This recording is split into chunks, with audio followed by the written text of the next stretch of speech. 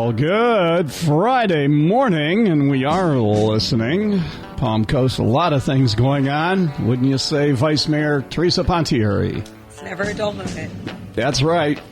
A lot of things to report on. The local newspaper, not too boring these days. Brian McMillan. Thank you for the compliment, David. So what do you think about Pierre's commentary? Well, unfortunately, I didn't hear the very beginning of it, but yeah, I mean, it's been very interesting to see the sort of unraveling, I think, is one way. I mean, I reported a couple weeks ago, and I was kind of a little hesitant because, again, we're very careful to not like put opinion into any news. It was a little bit more of an analysis, but I mentioned in a news story that Mike Norris has become somewhat isolated in the city council. And since then, I think that it's more and more just, that's a fact. I mean, I saw the Flagler Live story yesterday where Mike Norris conducted his city manager interviews in the parking lot, apparently not wanting to even go into City Hall. He's not talking to the media. We did invite him on today's show, and it was no thanks.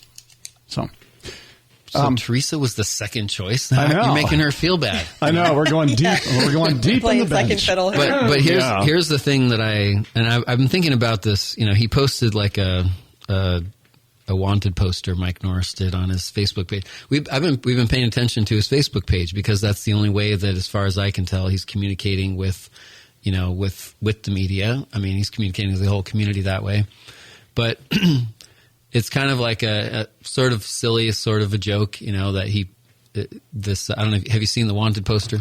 To me, it's childish. If you go to his Facebook page, Mike Norris, Mayor of Palm Coast, it says wanted with a, you know, kind of funny old picture of him in a sepia tone from like a old Wild West. Like Butch Cassidy and the Sundance Kid, whatever. But it says, but how childish. For standing up to the swamp of Palm Coast. Gee. And it just seems kind of like, it to me, when I was thinking about this yesterday, it kind of shows the kind of doubling down of the idea that there are people who are really trying to tear down, trying to ruin Palm Coast, and he is wanted by them. He's kind of like, people are trying to target him. That's what that's what a wanted poster is. That's interesting. Right? So you're saying wanted by the people that hate Palm Coast and trying to tear it down. Like people are trying to take him down. Mm-hmm. And as if, and that's his stance. That's what he has said specifically. That's what he said in the State of the City speech, was that there are organizations and former officials who are trying to encourage trumped up charges against him. Basically saying that, again, he doesn't feel that he's done anything wrong. He feels that as a mayor, he is entitled to ask for the resignations of staff. So basically just continuing to, he hasn't had one moment of apologetic kind of tone for anything that's happened so far. It's always been justifying what he's saying. And the wanted poster, I think, is symbolic of all of that. I've known people like that. They're compulsive liars. They lie and don't know they're lying. They could pass a lie detector test and say, I didn't lie. And then they lie to themselves, and next thing you know, we got a whole big mess on our hands, so I'm getting bored with it all. We need to move on. And good morning, Teresa Pontieri. Good morning. How are you? I'm great. How are you? You got a great celebration this weekend coming. I do. Little man is turning big 1. Yeah. So he's Monday is technically his birthday, but we've got family coming up, and we're going to celebrate at Holland Park. Enjoy the splash pad. He's always going to remember that moment. It's going to be great. Yeah. Well, we'll have fun with it. Well, we don't want to be rude to our House of Representatives. Sam Greco joining us. Are you in Tallahassee or are you back home, Sam? I'm in Tallahassee. How are you, David? Doing great. Now, explain. I hear that the Senate and the House are at odds over the budget number. Is that true? What's going on? Well, I wouldn't say at odds. I would just say that the conversation is continuing, and this is a large conversation that happens every year. You know, the state of Florida allocates somewhere in the neighborhood of $120 billion. That is a significant responsibility. It's one of the biggest responsibilities we have. Indeed, it's in the Florida Constitution that we are required to pass a balanced budget every year. So there's a lot of negotiation, a lot of conversation, a lot of input from stakeholders, whether they're located in any of the 67 counties or in Tallahassee or elsewhere. So it's a large conversation. The conversation's ongoing. To what I think you're referencing, that there were some statements made yesterday by the presiding officers in the House and the Senate saying that they felt that the conversations at this point were still early enough that it looked like we may need additional time past the end of the traditional legislative session, which concludes a week from today. Nothing's official there, but I think that's what you're referring to. But certainly, we were all working hard on it. Looking at again allocating $120 billion or so across the state, and certainly I have my eye on a series of individual projects and larger recurring budget requests that impact Flagler County and District 19. Okay. Say good morning to Teresa Pontieri, our vice mayor in the studio. Good morning, Representative. Good morning, Becker. Vice Mayor. How are you? I'm well. Also, thank you for all your work that you're doing up there for us. Happy to do it. Also, Brian McMillan, co-host and editor, Palm Coast Observer. Good morning, Mr. Greco. Hi, Brian. Hey, so top projects, the big ones. What's the priority number one big project for us here in Flagler County you're working on, Sam? Well, we've got several for the county and the city of Palm Coast, as well as the city of Flagler Beach. But the best information I get comes from our folks on the ground. So Vice Mayor Pontieri can certainly tell you we've had a lot of conversations about the water treatment issues in Palm Coast. And so we've got two sizable projects that we still are in good posture here in Tallahassee to get funded regarding the water treatment, two different aspects of the water treatment plant, one the equalization tank and one a portion of funding for the actual update to the plant itself. Then for the county, again, I've had the opportunity to work with the stakeholders there quite a bit, and we've identified some of the key projects for them. One of the key projects that they're very interested in and that we're still in good shape on is the new Trails Center in the county. There's a lot of talk. It seems like everybody wants to cut the sales tax percentage in Florida statewide. True? I think that there's a lot of folks, myself included, who support tax cuts wherever we can find them. It's my belief that dollars are always best spent in the pockets of the individuals who earn them, which is everybody listening to this show, and certainly not the government here in Tallahassee. So we're looking at those sales tax proposals. The House has proposed an across-the-board sales tax reduction from 6% to 5.25%. The Senate has proposed about $3 billion in sales tax cuts, some permanent, some temporary, only for the next year or a couple years. So that's one of those issues that's still a large topic of conversation between the houses. But I think you'd be hard to find folks who don't support returning dollars to taxpayer pockets. It's kind of interesting, though, because there are a few things that the residents are not very good at doing with money that's in their own pocket, like making sure that roads are paved and that wastewater treatment plants work. Normally we aren't too excited about contributing to that. So it's always an interesting balance, with when it comes to governing and how to do the things that only government can do and do those really well, but try to put back into the people's hands the things that really they should be doing well. Is that Representative Greco? Go ahead. Well, I was going to say, of course that's true, and certainly nobody is proposing eliminating government altogether. But sales tax is just one source of revenue that we have here in Florida. This is, of course, talking about the individual sales tax.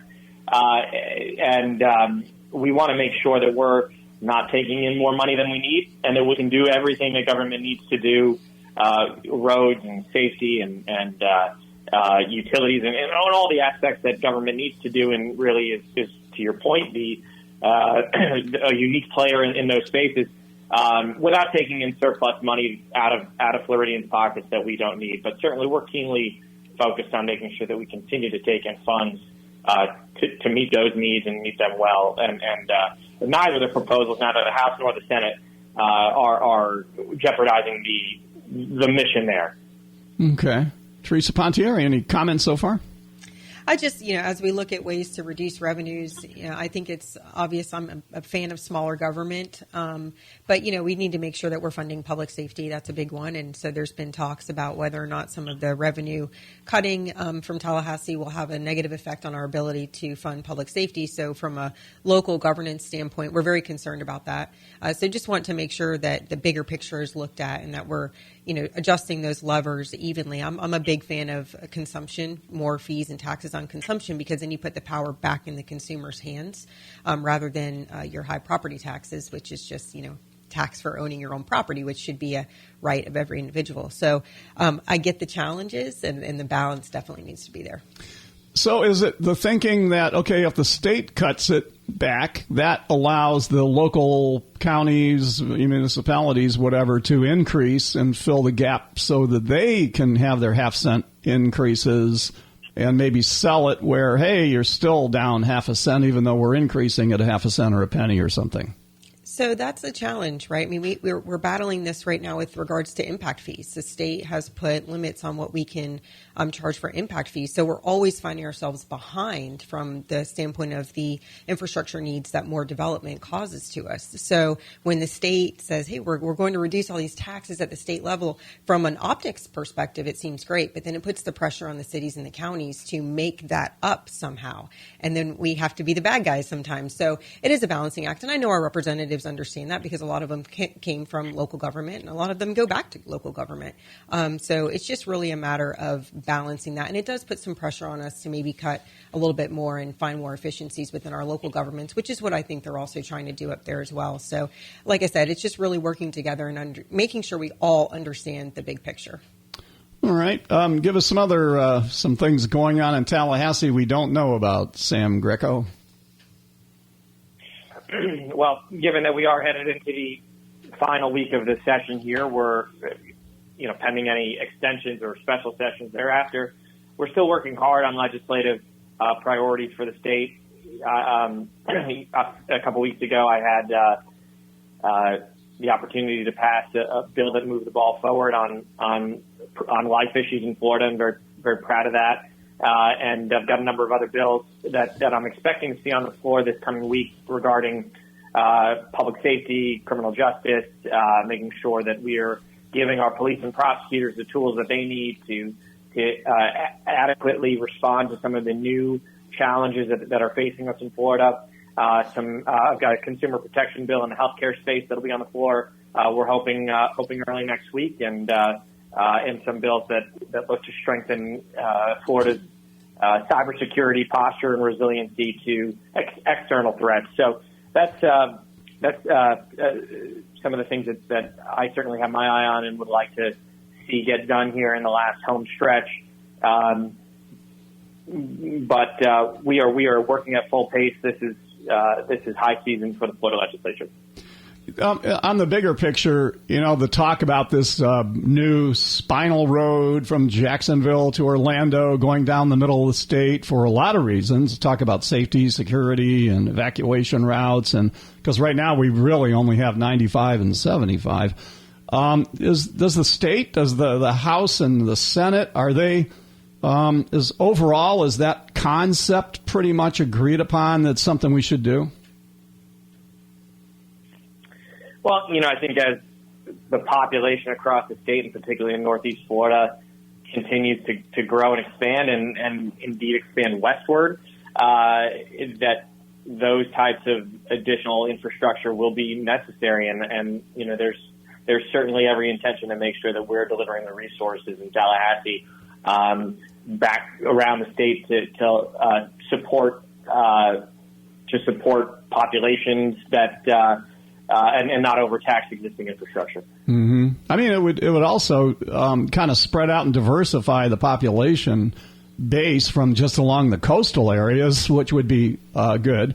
And then it also plays into what we're talking about here in Palm Coast and Flagler County going west, because that road would really just fit perfectly with if all these things can happen, like the Magellan Project and all that.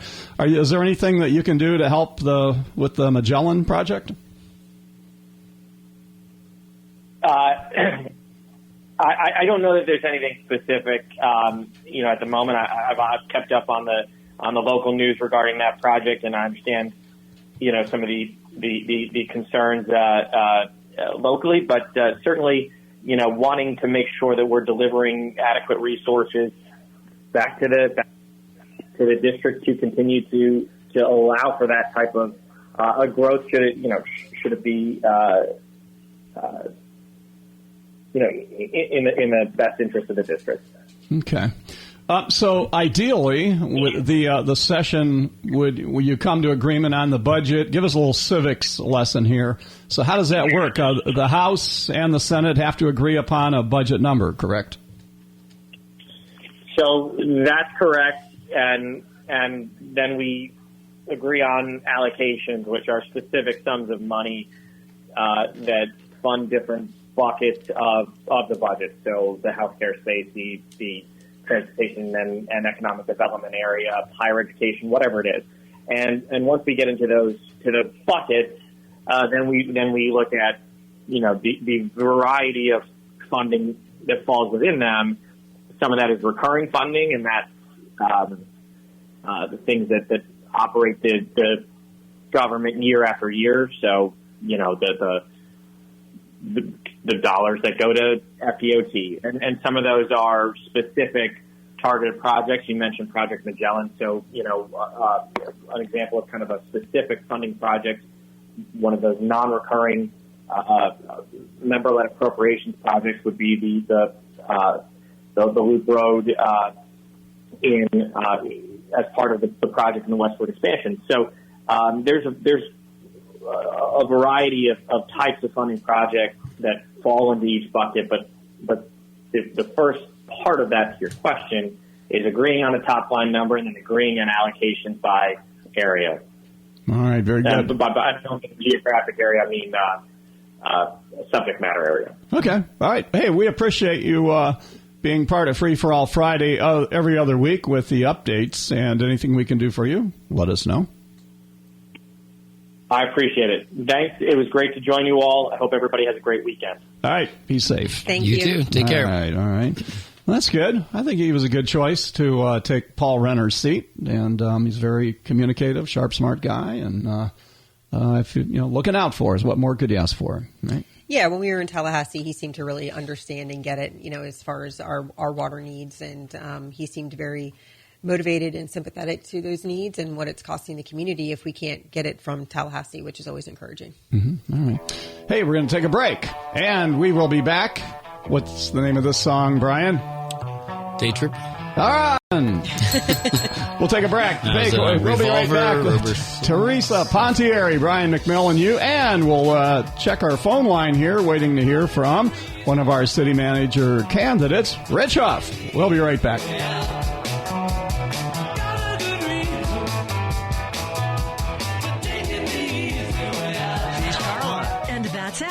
If you don't know who we are, now you do. We're the owners of your local Benjamin Moore paint store. Next time you're thinking about painting, think about us. Benjamin Moore, corner of Old Kings and Utility Drive, Palm Coast. Hi, I'm Eddie Lang with Serenity Realty. We're teaming up with Ascent Homes to bring you brand new custom models, including the stunning multi-generational home, perfect for the whole family. Whether you're looking for luxury, flexibility, or a home built just for you, we can make your dream home a reality. Serenity Realty and Ascent Homes. Call me 386-221-2255. On Flagler Beach, Charlie D's Beach Bar and Grill. Looking for music? DJs every Friday and Saturday at 9:30 p.m. and karaoke Wednesdays and Sundays at 6. We're waiting for you. Craig Flagler Palms Funeral Home and Flagler Memorial Gardens creates unique personalized funeral or cremation memorials, has flexible chapel space for small to large capacity needs, a veteran cemetery section, as well as sections for a variety of faiths. Online at dignitymemorial.com.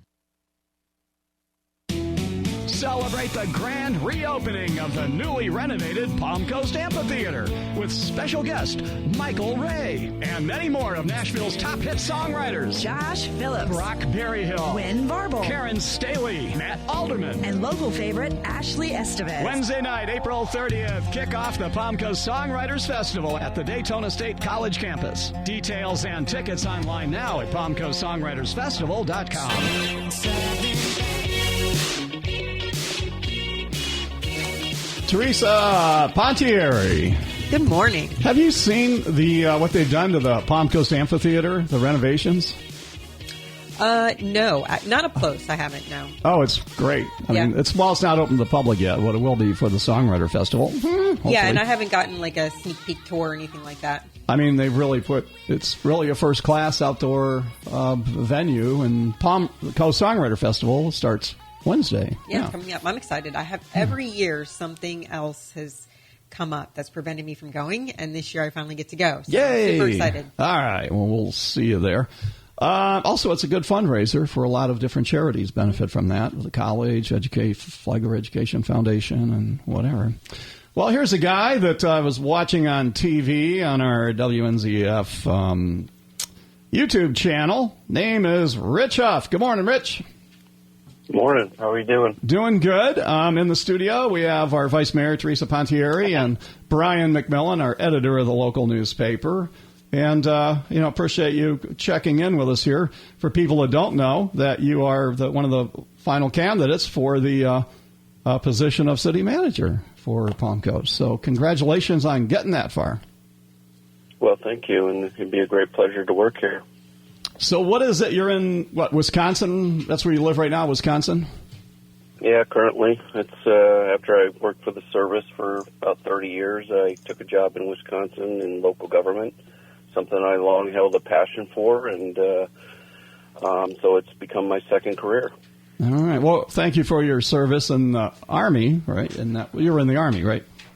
That's correct. Okay. So, so I heard you on your interviews. You were kind of going around. You were looking at different places. And what is it about the city of Palm Coast where you go, yeah, I think I'll go take a shot at that one?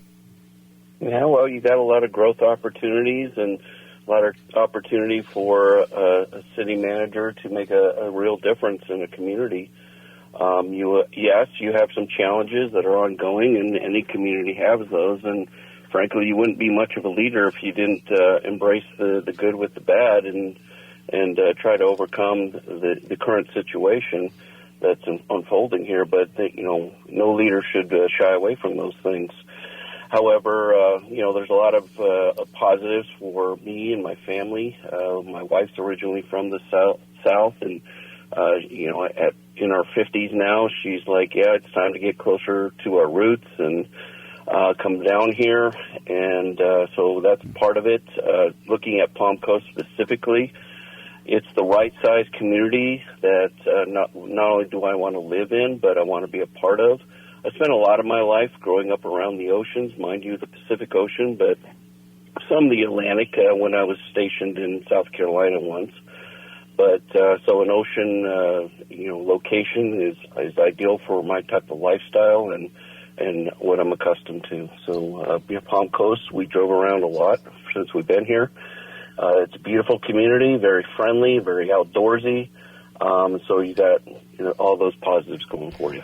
There's so many different styles of management, and there's administrative, technical managers, and there's manager that they manage from in their office. I've said that before. That was why I was, all for LaShaka Moore being the new superintendent, and not so much Middlestat, because she was a technical, behind the door, brilliant, very good administrator at it, but didn't really have the personality to get out and mingle with the students and the parents and the media and all that kind of thing to it. And I think it's a huge difference that happened in our school system. And you did comment on how important the schools are. here in Flagler County. So how would you describe your style of management? Somewhere between left brain and right brain. Where do you polarize that? I'm very much an analyst by nature, but you can't really formulate the best ideas if you're sitting in your office. I have had for several years a sit-stand desk so that I remain on my feet, not only for personal health reasons and what have you. It's so I'm mobile.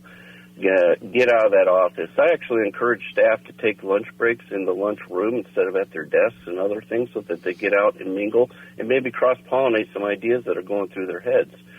I'm very active in engaging as deep into an organizational structure as I can in order to gather ideas. I do that through either management by walking around and or deliberate efforts where I'm forming planning teams or working groups to bring ideas not only from the bottom up, but bring them from other stakeholders that might be engaged. And that includes kind of what you're getting at there, is being out there in the community, whereby I'm pulling diverse opinions from various aspects of your community, the schools, the retirement homes, the people interested in tourism and industry and development. Let's fuse all those ideas, and then I can be a conduit for communication, not just to the staff, but to the elected officials. And I just want to say real quickly before I forget that I appreciated meeting Teresa and the board yesterday, and everybody was welcoming, and the staff was wonderful, and it'd be great to work here. Okay. Teresa, comments? Yeah, good morning. Thank you so much for joining us this morning. And it was a pleasure meeting and chatting with your wife. She's actually been a mayor in 2 other cities. So I think she did 2 4-year terms. So it's good to also have that kind of background and knowledge of what it's like to be in the political. So would Rich be offended if we hired your wife instead of you?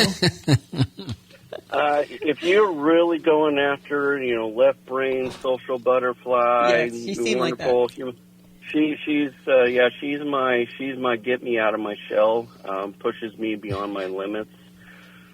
Something that didn't come up yesterday, and it's not on my resume, it's a little known fact, but I ran for office once for Congress. I never expected to win, but I was very motivated by several issues: education, the war in Iraq, and some environmental things. And my wife was quite shocked that I started talking as much as I did, and ever since she's told me, well, you've never shut up since. You're stealing my air and my thunder. So, yeah. Teresa, go ahead. I didn't mean to cut you off. No, that's okay. No, it was just a pleasure to see everybody. Both the candidates made themselves accessible to staff and to the public, which is always a good thing. Whoever comes in here and takes over that role, it's so important that they are being open and transparent and communicative with our residents. So I think that just having that meet and greet last night was a true testament to what we find important here in the city, and I'm glad that he was able to join us and be a big, important part of that. Okay. And isn't there next week the public meets, or no? Is there something else? No, so okay. We did the public interview yesterday at 1, and then next Tuesday we as City Council set a special meeting, and we'll deliberate about the city managers. Brian. When is the actual appointment? I don't know yet. It will depend on the conversation on Tuesday. My question, Mr. Huff, is good to meet you over the airwaves here. But I think the style and the role of the city manager has been interesting to watch kind of unfold in Palm Coast history somewhat. But it kind of leads me to the question that where do you see the city manager's role ideally in interacting with the city council with regard to vision for the city? I know the city council sets policy, city manager carries it out, but we've seen a big variety over the last several years of how much the city manager, is sort of willing to or feels it's appropriate to advocate for certain aspects of the policy, like, how aggressive a city manager could be in saying, like, well, city council, it's your choice. Here's what I think you should do. Some people would think that that's kind of like maybe overstepping, and some city council may think that would be good and welcome to kind of really understand all the implications. A city manager might be sitting there silently thinking, if they don't vote this way, then we're in big trouble, but not want to say it because they don't feel like it's their role. So anyway, that's kind of what I'm wondering. How do you fit on that spectrum? No, I think one of the things that my senior leadership in my career always appreciated about me was my candor and frankness, but it came from a analytical perspective, a strategic planning, role, and so I do view the job as advisory, and that's working with each of the 5 council members and being an additional set of ears and eyes as to what's going on in the community, what's the community's voice. We have various media platforms here in Palm Coast to gather data from the public and kind of look for trends, and I'm going to keep them informed of those trends. Now, 30 years in the service, working to the interests of the Army, you learn to click your heels and march forward once you've gotten your orders and your guidance. But helping the council formulate that guidance, make the best decision possible with the information that's been gathered, that's my role. And then once that decision is made, orienting the staff towards those goals and those aims through the various milestones and trials that might come through the implementation. But also establishing processes that keep me informed as we go through whatever we're guiding towards. It's another stormwater management plan or whatever that's going to be in the future. How are we implementing that? How are we getting that built? Are we staying on time? And feeding that information back to the council so they know that the decisions they made in the past are being reinforced by staff actions and positive for the community as a whole. All right, very good. Well, appreciate your time this morning. Any final questions for Rich before we let him go back to Wisconsin? No, just thank you again and wish you safe travels, and looking forward to the next week as we truly get into the deliberations. Yeah, Brian. Yeah, thanks for coming in and taking an interest in our community. We're happy that there are choices. I think that's good for the community, and so good luck to you and your family. All right. Yeah. Nice. Final. It was nice talking to you. Final comments to the people of Palm Coast. Rich Huff, go ahead. Sure. I look forward to the decision, whatever decision the council makes. I'm sure it'll be right for the community. I wish the community all the best with whoever's selected, and stay true to yourselves here, and keep your culture what it is that's drawing people to this area. And I wish you all luck. Thank you. All right, very good. Thanks a lot, Rich. Appreciate your time this morning. The other guy, Paul Trombino, right? Yes. Trombino. Yeah, I texted him. I left a voicemail, left everything, inviting him on. I didn't hear anything back, so I'm just telling you. Otherwise, we would have given him equal time on it. But so no. Be true to who you are as a community is what Mr. Huff is suggesting, so that people still are attracted to come to the community. Do we want more people to come to the community, Teresa? I think that as long as you are creating jobs and you're keeping up with the infrastructure, welcoming more people to the community is a good thing. And we've seen a lot of the positivity that has brought. You just have to make sure everything else keeps up at the same time. Yeah, it's interesting how deciding what is that attribute, what are we as a community is I think something that some people are still wrestling with. When you see all the chatter on Facebook, but.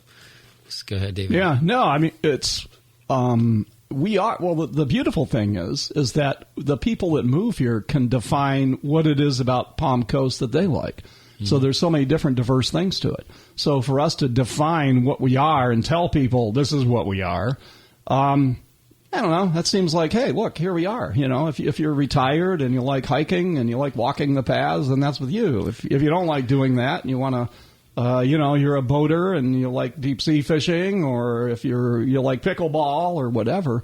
I think our message is that it's such a diverse city of quality of life that pick out what you want to do. The problem is you have to lean into that though.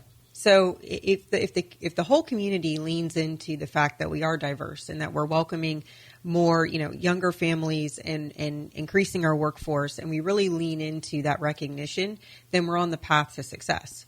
But we also, as the younger families come in and our workforce, does increase, those folks also have to recognize that we have a large retirement community, and so they have needs as well, and they have to lean in. So I think as long as everybody is, kind of understanding of the whole community that we are trying to satisfy and make happy on a day-to-day basis, then we can all work together and move forward. So the city is, I think this is about right. It's about 30%, 65 plus. Does that sound correct? I think the state average is 15%, and we're double that at 30%. I think that's right. Yeah, I think it's 62 plus, yes. Okay, right around there, yep. So do you want, in 20, 30 years, do you want that number to change, or does that just what we are and it's going to be like that? Because I think the projection is that it basically will stay the same. Mm-hmm. That, in 2050, I think I saw the projection that we're going to get a lot of people coming in, but it's going to be about a third retirees, essentially. Is that a good thing, a bad thing? Is it something we can or should even want to change?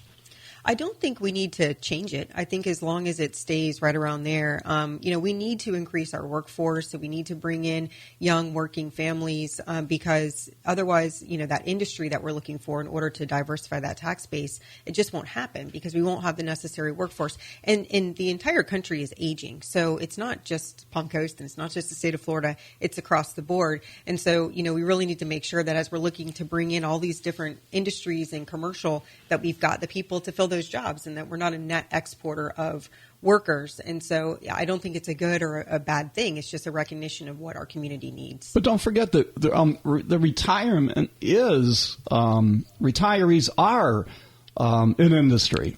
Retirees bring a lot. It's a very stable bring a lot income. Of wealth. They bring wealth with them sometimes. And a lot of them, it used to be, you turn 60, 65, and no.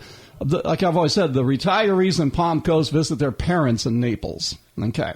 Because the retirees here, they're active, they work from home, they're consulting. I mean, look at the Coastal Cloud. They came down here to retire, and next thing you know, by accident, they opened a multi-million-dollar company just out of the passion of what they have, which employ a lot of people and things like that. So I think we need to look at the retirement community. I mean, look at all the healthcare and doctors and nurses and healthcare workers that are employed here and everything. So to kind of peg it like, we got to get away from this retirement thing is a big loser. Well, I'm not saying we get away from it. That's why I said we don't need to reduce it. We don't need to double it. But I think if the proportion stays about what it is right now, it's completely fine, and we'll have a very successful community. But you're also talking about a different type of workforce. So particularly as we move west, we are going to need a lot of laborers. We're going to need a lot of people who are working in the tourism industries. And that is naturally a younger group of people. And it is the what you consider your middle aged, I think, working families. Listen, my dad is going to be working until he'll be 1 foot in the grave, and we're going to have to pull him out of work. I know that people work into their older ages. So I'm not saying they don't work. I'm just saying that the different type of workforce that we are going to need as we grow is going to require us to look at bringing in those middle-aged working families. And as the jobs are created, of course, you're not going to put an Amazon distribution center and then there's nobody applying or there's nobody here. So, but I think we have a great labor force in Jacksonville. A lot of people from Jacksonville, young people out of the military, they're buying houses here in Flagler County. Because they can still commute to. It's easier to commute from. That's where they're marketing the US 1, that whole strip of all these houses and things. A lot of young families from St. John's and Duval County are coming here. And so I think we have a good, ready labor force if somebody would come here and need, substantial. And they're smart. A lot of military and college-educated and highly educated people. So I think it's just, within, I think we have an exciting time here. We do. I think there's good things ahead. And so for all of the kind of, I guess we'll call it turmoil that we've been undergoing the past several weeks, is unfortunately overshadowing a lot of that. But there's a lot of really good things in the works and a lot of positivity coming. Was there any discussion of that with the city manager candidates? I mean, Of course. It has to be. You got to address the elephant in the room. That's always the responsible thing to do. And so we had some candid conversations about that. I can't speak for my colleagues, but I did, yes. What is, okay, let's go back to Norris here. Let's go back to the elephant in the room. And anyway, I don't know if I like that, but okay, the 4-0 to censor. Okay, what's the legal ramifications of censoring somebody, censoring Mike Norris? Technically, legally, nothing. It's more of a public, just a public way of saying we don't approve of this type of behavior, and it really needs to be ceased. What's happening as far as treatment of staff, and from my perspective as an attorney, I don't want us to be on the other side of a lawsuit for many of these actions. And so I always say this, I always look at things from the perspective of me being a steward of taxpayer dollars. And as a steward of taxpayer dollars, I obviously want to protect the city from anything negative, including legal action. And so it's important that this type of behavior be publicly stated. We are not going to tolerate this, and we need to improve and make ourselves better. So this is maybe oversimplifying or doesn't need to be said, but censoring different from censuring. So just make sure that's clear to everybody. But what's the difference between censuring Mike Norris and a vote of no confidence in Mike Norris? Because that was a separate. Yeah, it was all wrapped up in one. It was wrapped up in one motion. I won't speak for Councilman Gambaro and what his intent with putting that one full motion together was. My concern at this point is getting in there and getting the job done, and that's for all of us. I just want us to forward across the finish line good policy and be able to work as a council. And so we need to show up. We need to do the job. We need to work together, and that doesn't happen if somebody isn't present and isn't going into City Hall and isn't talking to business leaders and trying to attract business and, making the city of Palm Coast attractive, because we all talk about what we want to do, but what are you doing? What are you actually doing to move that ball forward? And so as we work as a council to do that, I think what our message is, get in here and work with us. Let's get the job done. So it was refreshing when he was AWOL that day, at the meeting, and go, where is he? I don't know. I didn't hear him from him. I hope he's okay, and everything, and then all this, and then you took over as the vice mayor. You took the gavel. That was a surprise to you at the moment. Yes, we had no idea that Mayor Norris would not. But be it was refreshing. I was like, holy cow. This is like a normal city council meeting. It was like so much nicer without the guy being there, which is a horrible thing to say, but it's the truth. I think I felt that way, and a lot of other people felt that way. So where does he go? Here's Mike Norris, obviously 4-0. And then all this other stuff came back where he, said he didn't do, and it turns out he did. He lied, and like I say, he has no problem in lying, but he believes he's telling the truth. I mean, do we have mental illness on our hands? What is the deal? So where do we go from here if you're Mike Norris? You're at a crossroad. So either you go, all right, I'm doubling down. I'm gonna sue the city and all the council people and anybody I can find. I'm gonna fight back and throw gas on this thing. Or he says, all right, you're right. I'm an idiot. I shouldn't have done all that stuff, and I apologize, and I'll be a good mayor moving forward. Can we all, kiss, make up, and be friends? And can we move forward in a positive way? I don't see much in between on that.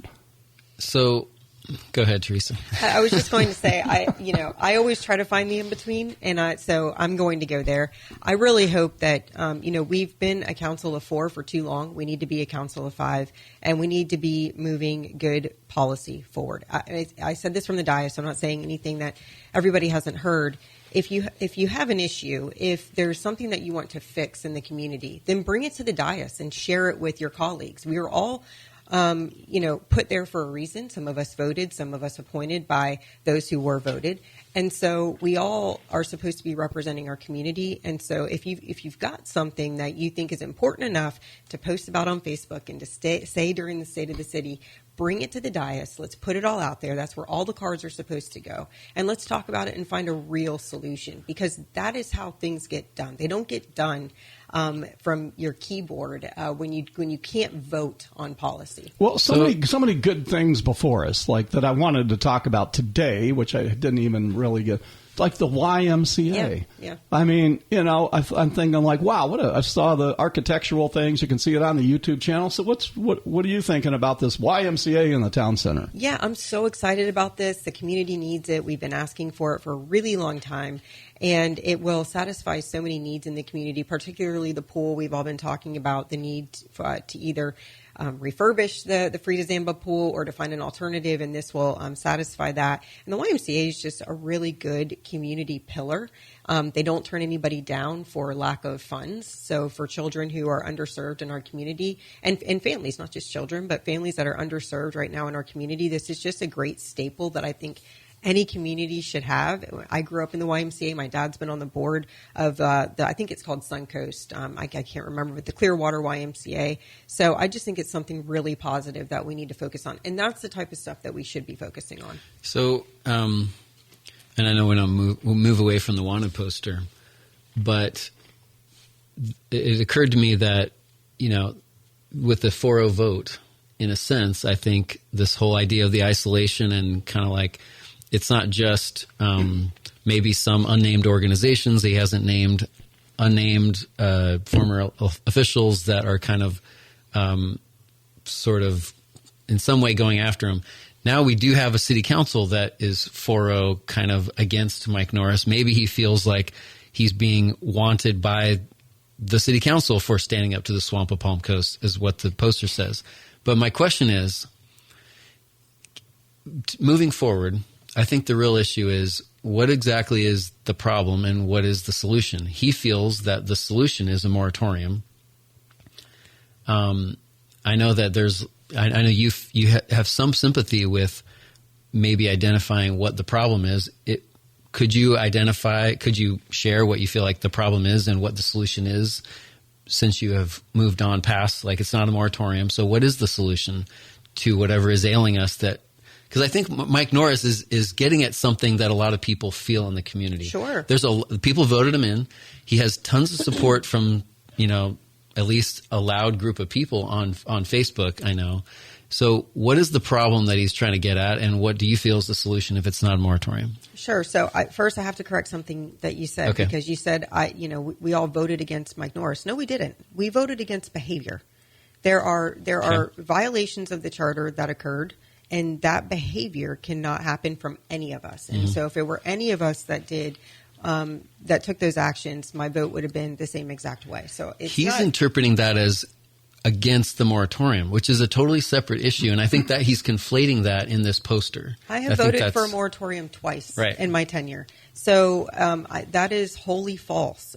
Here's what I see is perception is reality, and there's a perception, and I think rightfully so, and I've spoken out about this pretty ardently as well, that developers and builders have run this community for too long. And I think that is a product of a lot of the building that we have seen in the past probably 6 years or so, particularly since COVID, because we had such an influx of people after COVID.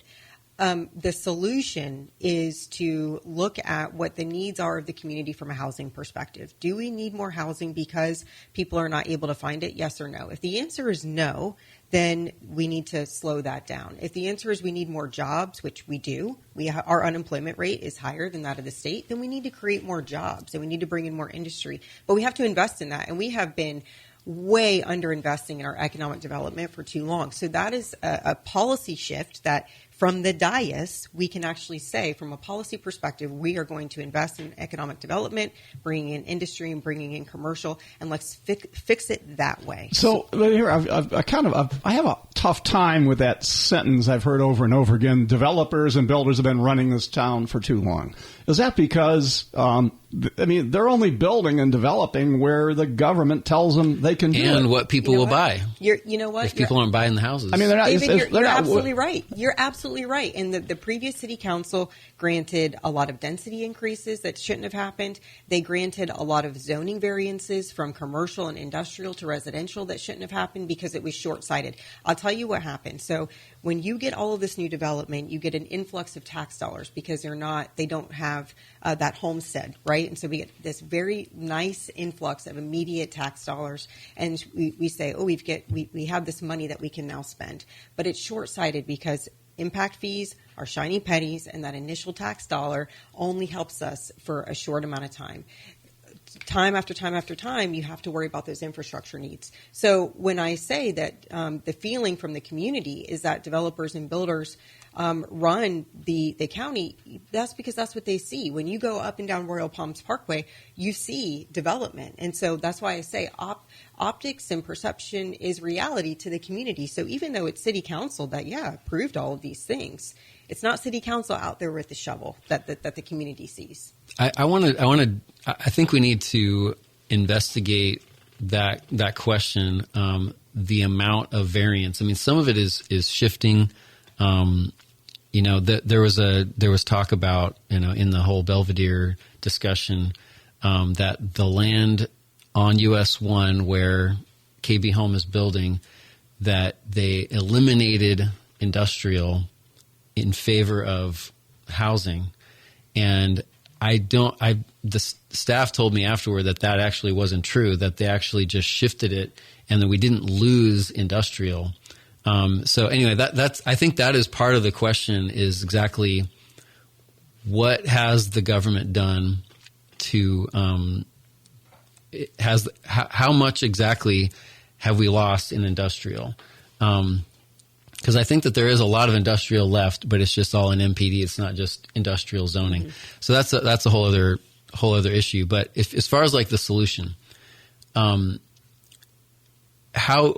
would you propose that we do to invest more in economic development? How much money should the city of Palm Coast be spending on economic development? Right now, it's like $400,000 or something like that. Way more than that. Is it? Yeah. In the department? We should be. Okay. Yeah, so how much should we be spending? We had an expert come in that spoke to the developer crowd a few months ago. I interviewed him afterward, and he talked about spending 1 or 2% of the city budget. That is a healthy amount, and that would mean that we'd be spending $4 million. And we're spending $400,000. Mm-hmm. How much should the city? We're about to go into strategic action mode and new budgets. Would you support spending a lot more on economic development to try to figure out, have a bigger resources? I absolutely would. I don't know that I would say I'd support $4 million because we have to look at our whole budget. Obviously, we can't look at it in just a silo, but you have to look at the long game and see what that ROI for those tax dollars is going to be. And for me, the ROI in investing in incentives, but also spec sites and spec buildings, because time is money for these companies. When they come, they need to open up pretty immediately, because for every day that they're not earning money, they're also losing money. So, if we can create more sites and spec buildings and go to more trade shows and really promote the city of Palm Coast, we need to continue to do that. So I absolutely support putting more money into economic But we need development. something to sell. And that's kind of the problem right now that you're saying we need more inventory to offer these people, other than, hey, we're a great place to live. Well, that doesn't cut it. And so with some of that investment, that would be public-private partnerships, right? It would be, and that gets to, I know where you're going, David, with the charter, the charter limitations. We as council have decided to do a complete charter review. There are a number of issues with this charter. The public isn't happy with it. The business community isn't happy with it. Council staff, none of us are happy with a lot of things in the charter right now. So rather than just pulling out one thing that the charter may need a look at, we are doing a complete charter review to really look at this thing holistically. All right. Well, good conversation. We could talk all day, but you got to get ready for the birthday party at your house there for the little man, right? And so anyway, final comments from Brian McMillan. I really appreciate, Teresa. You are very in touch with the public, with the voters. You're always talking to them directly from the seat. It seems like you have a lot of compassion for their views. I think that you really want what's best for Palm Coast, and I appreciate that you're willing to come on to the radio and have a very candid conversation. I think this is exactly what the people expect and deserve from their government leaders. So thank you for being available. Thank you, Brian. I really appreciate that. And I do want what's in the best interest of the city. I want what's in the best interest of everybody in the city, our business community, our residents, our kids, particularly our kids. They're our future.